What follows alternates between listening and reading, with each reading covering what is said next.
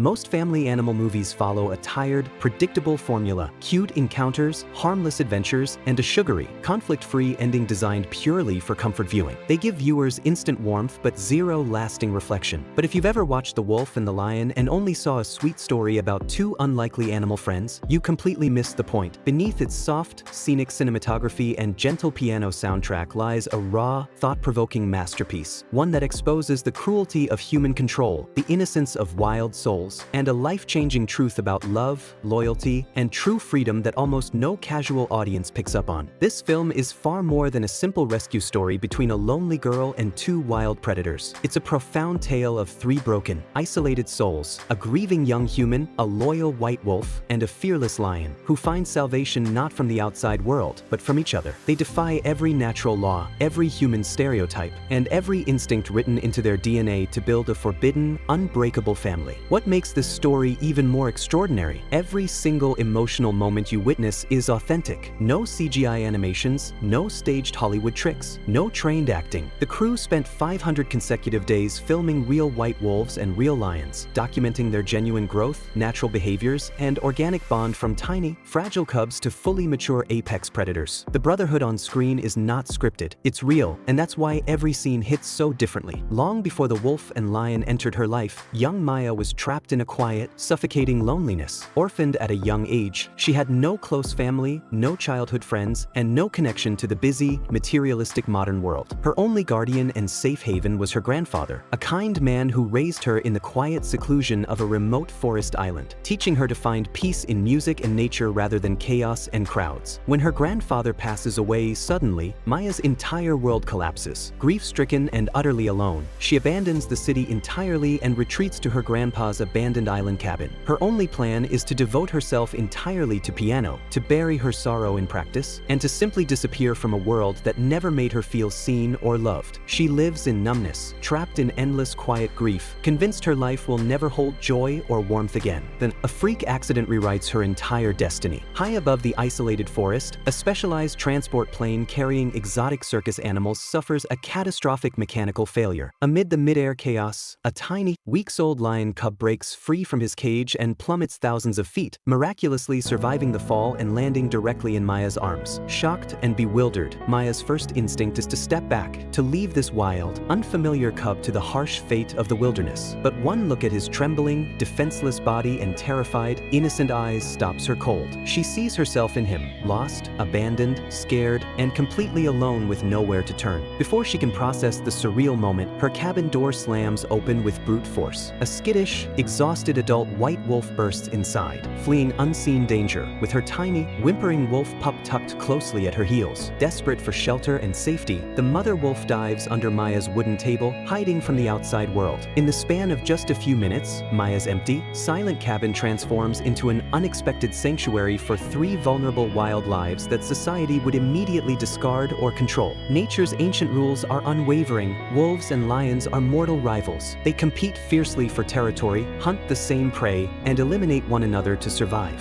Their hatred is coded into their instincts, a primal rivalry spanning thousands of years. But in this isolated, human-free forest paradise, nature rewrites its own cruel rules. The protective mother white wolf senses the lion cub's helplessness. Instead of attacking, chasing, or rejecting this foreign species, she embraces him without hesitation. She nurtures him, feeds him alongside her own biological pup, and treats the orphaned lion as her own child. It's a stunning, never-before-seen crossover of wild instinct and pure compassion, proof that kindness exists even in the wildest corners of the earth. What follows is a long, peaceful chapter of pure, unspoiled happiness that feels almost too tender to be real. Cut off from society's judgment, greed, and chaos, Maya and the two cubs grow up side by side, building a pure, selfless bond no human relationship could ever replicate. While people in the outside world obsess over grades, careers, wealth, and social status, these three souls live simply and authentically. Every morning, they race freely across sun-dappled meadows, chasing butterflies and rolling in fresh grass. Every afternoon, they rest together beneath towering pine trees, napping in the warm forest breeze while Maya practices her piano. Every evening, they sit quietly by the glistening lake, watching golden sunsets paint the sky and water in soft hues. Every night, the two growing predators curl up beside Maya's bed, falling asleep to the gentle echo of piano melodies drifting through the cabin walls. This is the quiet, magical core of the film. These three broken beings don't merely coexist, they heal one another. Maya heals the cub's orphaned fear and insecurity with endless care and patience. The wolf and lion heal Maya's crippling loneliness and grief with unwavering presence and unconditional loyalty. For the first time in their lives, none of them are lonely anymore. They are family, bound not by blood or species, but by shared vulnerability and pure, unfiltered love. As the seasons shift and years pass, the two cubs mature into distinct, powerful personalities that perfectly complement each other. The wolf, whom Maya names Mozart, grows into a quiet, gentle giant. Calm, intuitive, and deeply empathetic, he's naturally drawn to Maya's music, often sitting silently beside the piano for hours, mesmerized by every note. He is the family's steady guardian, soft in demeanor, but unshakably loyal, always watching over his loved ones in silence. The lion, named Dreamer, evolves into a bold, fearless free spirit, curious, adventurous, and endlessly hopeful. He's obsessed with the wide open sky and boundless forest, always eager to explore new terrain and chase freedom. Mozart represents loyalty and stability, Dreamer represents courage and hope. Together, they complete each other, and they complete Maya, filling her empty life with purpose and joy she never thought possible. But paradise in the wild can never last forever, not when the human world lingers just beyond the treeline,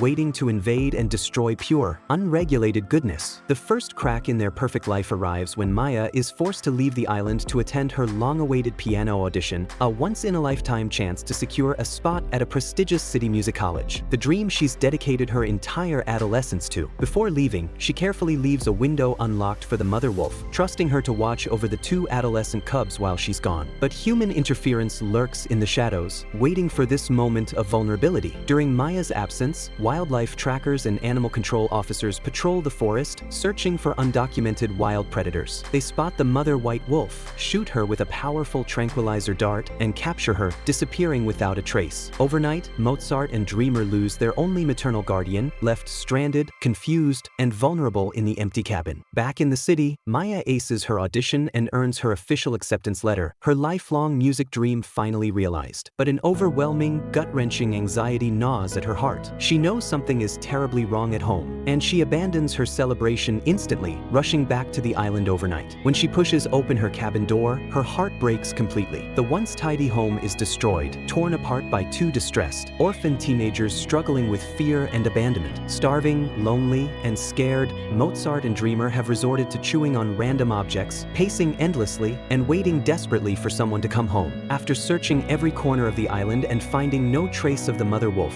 Maya is faced with an agonizing, impossible choice: chase her hard-earned music career and return to the city to live a life of fame and success, or stay on the isolated island and protect the two wild family members who saved her soul. The entire world would judge her final decision as foolish, irrational, and wasteful. Society would scream that she's throwing away her talent, her future, and her chance at a better life for two wild animals. But Maya sees the truth no one else can comprehend. Success, fame, and ambition are meaningless without love and connection. Her piano could bring her fame and fortune, but only her wild family can bring her true happiness and a reason to live. Without a single moment of hesitation, she turns down her college acceptance, sacrifices her lifelong dream, and commits fully to protecting and raising Mozart and Dreamer. She chooses family over status, love over success, and genuine joy over empty achievement. For a brief, precious time, their peaceful island life continues. Maya devotes every day to caring for the two growing predators, balancing piano practice with endless walks, playtime, and care in the forest. But human fear, ignorance, and prejudice are inevitable, and they eventually crash into their perfect world. On a quiet spring day, a pair of tourist hikers wander onto the private island to pick wildflowers. Curious and harmless, fully grown Mozart and Dreamer approach the strangers simply to investigate, with zero aggression or hostility. But the tourists see only large, unfamiliar wild beasts, panic instantly, and flee in terror, convinced they're about to be attacked. In her rush to calm the terrified tourists and restrain her curious family, Maya slips on a rocky patch of ground, slamming her head violently against a stone and passing out cold on the forest floor. Left alone and unresponsive, Maya lies helpless as night falls over the cold, remote woods. What happens next is one of the film's most underrated, heartfelt scenes. Mozart and Dreamer immediately sense their human is dying. Panicked and desperate, they circle her body repeatedly, nudging her gently, letting out mournful, frantic roars and howls to call for help. When no humans come to their aid, the two massive predators curl their bodies tightly around Maya's unconscious form, blocking the frigid night wind and sharing their body heat to keep her alive through the freezing dark. They stay by her side every second, refusing to leave, refusing to abandon the girl who chose them over everything. The next morning, Maya's family friend fails to receive her daily safety radio check-in. Overcome with worry, he rushes to the island and spots the horrifying scene from afar, an unconscious girl lying motionless on the ground, with two huge wild predators towering over her body. Fueled by human fear and bias, he jumps to the worst possible conclusion. He assumes the wolf and lion have turned violent and attacked Maya, and he immediately calls local law enforcement and animal control in a blind panic. That one ignorant, paranoid phone call destroys everything. By the time officers arrive and rush Maya to the hospital, doctors reveal the shocking truth. Maya's head injury was non-fatal, but she would have frozen to death overnight if the two predators hadn't kept her warm for hours. The animals didn't attack her, they saved her life. But the damage is irreversible. Government officials label Dreamer, the lion, a dangerous invasive exotic species, unfit to live in the wild or alongside humans. They seize him violently and sentence him to a lifetime of captivity in a commercial circus, the cruelest possible fate for a creature born for freedom. The circus breaks Dreamer's spirit piece by piece. Once a bold, hopeful lion who ran free under endless open skies, he is locked in cramped wooden travel crates for days on end, drugged with sedatives to suppress his wild instincts, stripped of his claws to eliminate all threat, and beaten repeatedly with whips until he submits to humiliating, unnatural performances for cheering crowds. Night after night, he's forced to perform silly tricks for human entertainment, while audience members laugh and take photos, completely oblivious to his quiet agony and broken spirit. The free-spirited lion slowly grows depressed, anxious, and bitter, his light dimmed by endless human cruelty and greed. The only comfort in his tortured existence is the ringmaster's kind young son, who secretly plays Maya's old piano recordings for him, the only sound that can calm his trauma and remind him of his peaceful island home. In stark contrast, Mozart is relocated to a government-run wildlife sanctuary. On the surface, his life is perfect, safe,